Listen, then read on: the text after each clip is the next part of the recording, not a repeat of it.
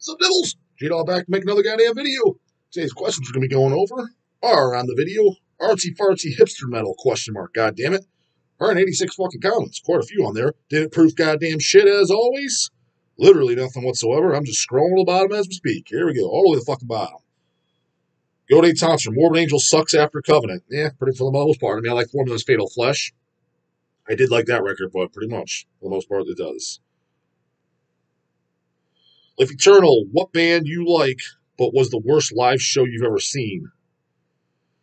I gotta say, I'm a fan of not all their stuff. I don't really know all their stuff, but definitely a good handful of stuff, especially their first album. I actually think it's one of the best U.S. black metal albums ever. Black Earth, the band Sathanas, good band. Black Earth, one of the best U.S. black metal albums ever. And then they definitely had some other really good albums. What is their Entering the Diabolic Trinity, I think was one. There's a few others. Thy Dark Heavens, I'd have to go back and listen. I remember not really caring for that one too much. The Batham stuff was good. The demos were great. But yeah, a good fucking band. But I remember they're always, I've seen them maybe 4 or 5 times, and they're always just boring as shit. Fucking because just none of the guys just stand there. Them, Horror 59, horror punk band, very Misfits type worship stuff. It's a Cleveland band here. Boring as fucking shit. Guys, you're not at fucking rehearsal. Like, what the fuck? Like, this is supposed to be a show. In my opinion, if you're a band and if you're literally just going to stand there and lean up against the fucking speaker or just kind of stand to the singer, does the vocals and he's just literally just stands there, just don't even do shows. Like, literally just don't even, because that's not a show. I mean, it's right there in the fucking description. Show. So put on a show. Now, I understand everybody's going to put on a fucking King Diamond performance because of money and stuff, but you at least have fucking energy. For example, the first time I seen Skinless in 1999, Progression Towards Evil, that was the only album that was out. They opened up for Mortician on the Chainsaw Dismemberment tour. There was like 15 people there, but they put on a great show. Fucking Sherwood, is that the original singer's name? Just tons of fucking energy, very aggressive. Just Waco Jesus was another band. Granted, there was a big crowd for that. That was at the Ohio Death Fest. It was either 2000, 2001. And the guy even had the singer himself had short hair, so you can't put the non-headbang stuff. Just he was just had a lot of fucking energy on stage. Just really in the fucking, you could just tell, just felt the music. You know what I mean? So he wasn't doing anything out, but honestly, he was kind of the epitome of not the most metal looking guy. I think he was wearing a metal shirt, but he was wearing goddamn fucking shorts and just short hair, but still put on a hell of a fucking show. The other guys too. I remember him standing out the most, fucking the singer. As far as just energy wise, same with Skinless, but there was who's guitar player? No one Skinless. But anyway, so those were some bands that what I mean. They weren't doing anything elaborate, you know what I mean, but they just at least had energy to them, you know what I mean. Cannibal Corpse, same thing. I mean, other than the crazy headbang with corpse grinder shit, they just have an energy to them though. But there's a lot of bands that just stand there with their fucking dick in their hand. It's like just don't even play live if you're gonna do that, man. If you're not gonna make half a fucking effort whatsoever.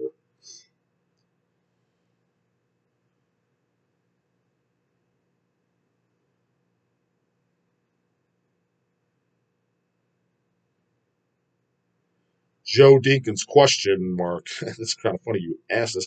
Have you ever noticed that you have a viewer with multiple personality disorder? They make accounts, spam the comments, then delete the account. I'm pretty sure most of it is one person. Yeah, the only thing I can think of is that it was Eric's ex-girlfriend commenting on my shit. Like I said, I did a video earlier about that. Like, I have no idea why she's commenting on my stuff. Like, literally no idea. Regardless of what happened to her and Eric and all that, what the fuck does that have to do with me? Like, it makes no fucking sense whatsoever.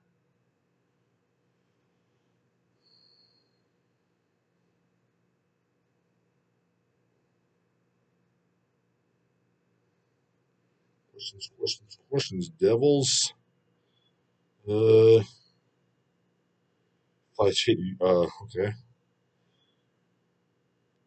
Ryan at 02, J-Dog question. Are you a Niflheim fan? They are one of the greatest black metal bands in my book. The first album, the self-titled, I think is hands down one of my favorite black metal albums ever of all time. So yeah, and then the Devil's Force, the second album, it's pretty good. It's a good metal record, but it's just tame and weak. Everything after the first one, it just didn't have that violent aggression. It was just tame. It didn't stink. It was solid metal, but it just lacked fucking that oomph. It was almost like the fucking all guys had a big massive drop in testosterone on the after the first album. So nothing sucks, but everything after the first album I didn't need. First album, one of the greatest black metal albums ever. If so, are you in the same boat as everyone else, wondering when the fuck are those guys going to release a new LP? Nope, don't care when they do. Like I said, first album only for me, bruh.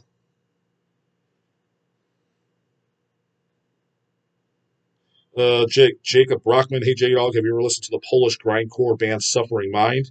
I have not. I've seen it. I'm pretty sure it's come to the shop. I've seen the name, but never listened to them.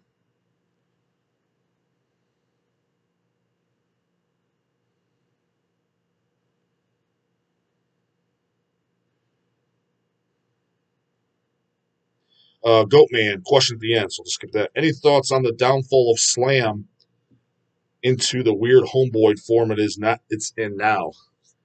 I mean, I don't like it personally. It's not really my thing. I mean, even at its early fucking roots, bands like Internal Bleeding and stuff, which they were kind of at the forefront of it. Um, I was never huge on it, anyways. I mean, even Suffocation gets kind of put in that category, I guess. I don't really consider that slam, but they definitely have that fan because one video we talked about the annoying fan bases: Suffocation, Devourment, Internal Bleeding, Eternal Suffering, Skinless. Whether those bands you put them in the slam category or not, Internal Bleeding, Eternal Suffering, I definitely would. Um, as I say, Devourment, then the fan base is hell of annoying. It's not just Dying Fetus. All those guys attract like the slam guys as well, and it just looks like a bunch. It's literally you go there. It's a bunch of guys in fucking baggy blue jeans and shorts and fucking baseball caps and sports jerseys and shit like that. Maybe they'll have a band shirt on. It's just annoying. You know what I mean? It looks like they're going to the goddamn fucking basketball court to play fucking basketball while they're listening to Dying Fetus. And it's not that they're not allowed to like it or not, but it's like, why do you like these bands, but you don't like other metal bands? Like, I don't know. I mean, yeah, it's got catchiness and groove, but it's like, but you don't like anything else. Like, I don't know, because it never made sense to me. Like, I don't see how you could be into fucking Limp Bizkit and shit like that, and then like Dying Fetus. It makes no goddamn sense to me whatsoever. But I'm fully aware of that their fan base definitely attracts all those annoying ass fucks. Because all those bands I just mentioned, as much as I like them, going to see them live, it is pretty annoying. All of them I just mentioned: Skinless, Dying Fetus, Suffocation. I mean, it's pretty annoying. The crowd is annoying as fuck. I'll just say that. Any of you devils ever fucking notice that? It's pretty obvious in my book.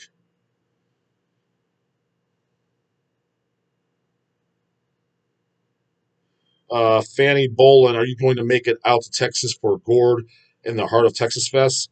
If so, who would you be most excited for playing it? I don't even know what fest that is. When is it? What is it? Who's playing it? Five replies. Who's playing it? They don't put in there. Looking at the lineup, I only see two bands he'd care about, which are Brodequin and Malignancy, so he probably wouldn't make that trip. Correct, Amando. And to be completely honest with you, and as much as I do like Brodequin and Malignancy, to be honest with you, seeing them nowadays, I really wouldn't give a shit. Because, like Brodequin, for example, Instruments of Tortures is my favorite by them. Then there's Festivals of Death, which is good. After that, like when they did that third album, I think it was the Methods of Execution. It's good, but it's like I really didn't need a third record. I mean, technically, I don't even kind of need the second. It's the first two though. I like just because of that style. It's called like it is. It's not like they were doing. You got one album, you kind of got it all. You know what I mean? So I didn't need 10 albums of that shit. Malignancy, Intruding Cannibal is my favorite. Motivated by Hunger is good. The EP, but after that, it's the same old, and it's just like chances are they're not going to be writing any standout, memorable, great songs. As I just gotta have it for that. You know what I mean? It's like all right, I'm going to get the same stuff. It's granted like that's cool. Stick with your style. Don't fix what is broken. But it's like I don't need 20 albums like that. And then seeing them now, I mean, how many original guys are like taking Malignancy? It's Danny, I know, still singing. I mean, maybe Ronnie plays guitar. I mean, is there any other original guys? I'm pretty sure Roger doesn't do drums no more. Who the hell else is even in it? And then Brodequin is the same three guys: Chad Walls on drum, the Bailey brothers. So that's kind of cooler. Um, but yeah, and I've seen all those bands back in the day, back in the prime, when they were only had their like I seen Brodequin. Literally, all they had was Instruments of Torture. Had the guys sign the shit, photos with them, everything. So that they get away with it. But it's like, yeah, I don't need if that's all that's playing. It's kind of like, yeah, I want to go to that. If that's all that's playing as far as bands I care about. No, don't get me wrong. If they were at a show, they happened to be playing, and I was automatically going to the show. I mean, I would watch them. I'm not saying I wouldn't do that, but I'm not going to fly to fucking Texas just for that. So don't take it out of don't take. You know, some dummy's going to take it out of context, saying I'm talking shit about Malignancy or Brodical when I like both bands. No, I'm not talking shit about them either way. Both bands want to work. As a matter of fact, kind of in the back, I talked to Roger at the Mortician show too. I wouldn't mind doing like Intruding Cannibalism on like a 12-inch picture disc or so because it's been out on a 12-inch LP. He brought up Motivated by Hunger. I was like, yeah, because that's never been on vinyl. So like the stuff and look to work with them. I'm just saying I wouldn't make a trip out to Texas in 2022 fucking for bands that, you know, I cared about the shit fucking 23 years ago. And what they're doing now, it's kind of like, same old, same one. But I mean, I don't really need it. Just need first rounds and good.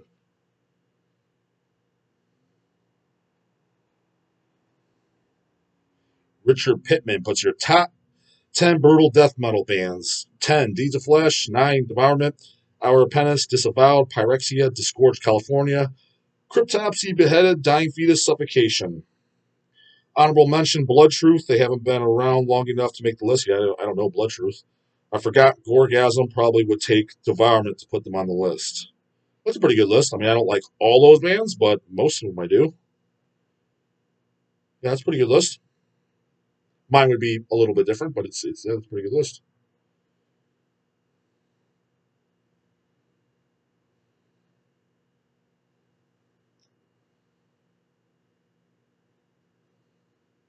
Vic Lagina, when you were talking about Cleveland bands, you never mentioned Clean Flesh. Never even heard of Clean Flesh. Limb Splitter or Necrotic Disgorgement. Yeah, I never really, to be honest with you, I never really followed any of those bands. That's why. I remember when Limb Splitter started, Necrotic Disgorgement. I know I've heard it, but you know what I mean. They're the bands I didn't really pay much attention to. So that's why I mentioned them. These are the bands I mentioned from Cleveland that was stuff that I'm a fan of. And when I say I'm a fan of, I'm not talking about again. I'm going to clarify. That means I own it, I listen to it, and I know it. Not this fucking I YouTubed it bullshit. Because a lot of guys will do that. They'll mention the other Cleveland, especially these Cleveland fucking canoes. Whew, this fucking city's horrible. Any of you devils that aren't from here, you have no idea. It's fucking douche canoe city, fucking. But you'll get a lot of guys that claim they're into shit. Like, you don't even own anything. You don't. I mean, you YouTube it. You don't even fucking know. Like, so if you don't own it, you don't get to make a comment. In my opinion, be honest, you just don't. You just don't get to make a comment. And I don't own those, so I didn't make a comment about them. Yeah, Rodney Barr. Thanks for finally getting to my question, brah. Brah.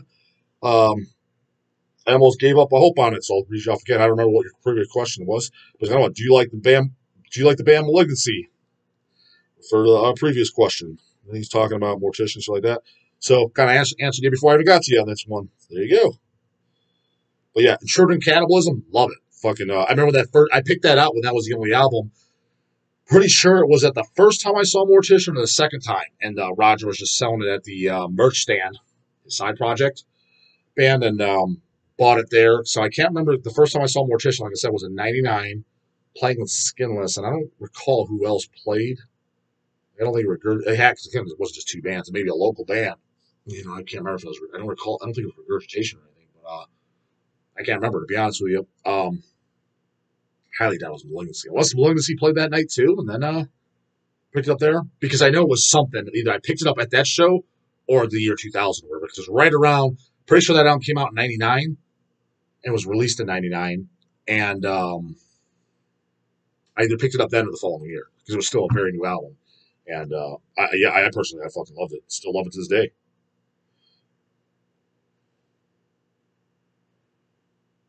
Hammer Chan Shutter 80. Hey J Dog, what are your thoughts on the use of saxophones? I don't know. I can't say I own an album with it unless maybe Nile or something uses it in one of their war intros or something. But for the most part, I can't think of anybody that fucking uses it. Bands like White Ward and Rivers of Nile who heavily incorporate them into your music. I mean, to be honest with you, I've seen those names. And I know Hells have had it. I never checked them out. That literally looks like shit that I would even care to check out. Again, unless somebody's like, "Oh, dude, Jado, that shit's awesome. You might like it," then I would. But again, thousands of titles, literally thousands of titles that come through here. I can't listen to everything. And when I see White Ward with a fucking, isn't there like a deer on one of the covers, or am I thinking of somebody else? Like, why would I even listen to this? Unless somebody says this is great or I heard something about it. Because looking at it, I was like, the name, not a good name. This cover sucks. Looking at track titles or whatever, and now it's got saxophones on it. Why would I check it out? Again, maybe I wouldn't if like this is fucking great. I'm not saying it sucks. I'm just saying there's got to be a reason for me to check it out. Like I did the recommendation I gave you guys, the Miasmatic Necrosis CD. I checked it out because I'm looking at it like, oh, this looks like it'd be up my alley. Knew nothing about them. Nobody recommended it. It just was on the view cart and it looked good. That's how I check shit out. Or like again, if it looks like if somebody that knows me, that knows my tastes, and say, hey, Justin, we got this in. I think just check it out. I think you'll like it. Then I will. If it's some random fucking dickhead too, who doesn't even know me, check this out, bro. She got a Cannibal Corpse shirt on. You might like, no. You got to fucking know my, got to at least somewhat know me and know what I'm into to make that, to give me the recommendation.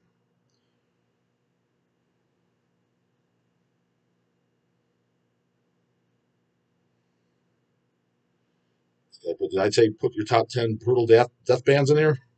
This guy did his as well, similar to the other guys, and as well. That was Layla Lover that put him in his top 10 in there. Goat 8 Tonser, Deeds of Flesh are brutal death metal. Right? Goat 8 Tonser, Cannibal Corpse invented brutal death metal. Oh, is that what we're talking about? Yeah, when the one guy saying, what did he say? Like Broken Hope and Cannibal Corpse aren't brutal death metal? I'm like, what the fuck is it then? Swamp Thing Gore's not. Butcher That Burst not. It seems like, okay. I mean, news to me. Then what the fuck is it? It's not thrash metal. It's not like first generation 80s death metal. What the fuck is it?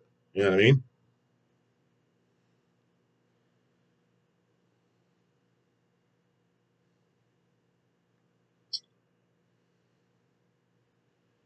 Paul Krayutz talking about how he listened to the Glenn Benton interview. He's talking about how he heard part, listening Russian shit. Yeah, just like I fucking said. Well, I wasn't making it up. So when the one guy got pissed, Glenn Benton, most metal guy ever. What are you he point blank says it that he doesn't listen to metal. It's not like it's me making it up or making the speculation. Well, about the other guys, the Nergals and shit, you can maybe even get them a pass. Like, well, maybe he just didn't mention them. No, Glenn literally says, I don't listen to fucking metal anymore. So he used to. So, yeah, it's not like, but I'm telling you, these fucking guys, I mean, they're all falling. Okay, you think Trey Azagot does? Fuck no. And I've actually heard the grapevine that he doesn't. Actually, I don't even know if that guy listens to the music, period, from what I've heard. Don't know that for sure, but I've heard several people comment. I guess guys like into Pokemon and video games and like, 7 years old, bro? Like, what the fuck? Again, I don't know if that's true or not. That's just kind of what I've heard. Rocky's Musical Rarities. Who wants to start a brutal death metal band with a positive mental attitude? We'll call it Trying Fetus. Hey, something fucking for everybody, huh? And then you could always Cafe Your Prize. That sounds like a name of cooking show. Jody Inkin's laughing. Anyways, it looks like fuck. Oh, so just a ton of comments. There wasn't that many questions. Yeah, questions been slacking, Devils, because we knocked them all out. So we'll end it here. Just under the 20-minute mark. Goddammit. Like I said, 186 total comments, but I literally went through all the fucking questions that were on there from the bottom all the way top. We got through all of them. I didn't think for sure on 186. No way would we make it through top. So keep them questions coming if you want your shit read off, and especially if it's a good question, not something completely fucking stupid that I have nothing to say about. Put them in there, goddammit, and get an answer bright in the morning. Later, goddammit.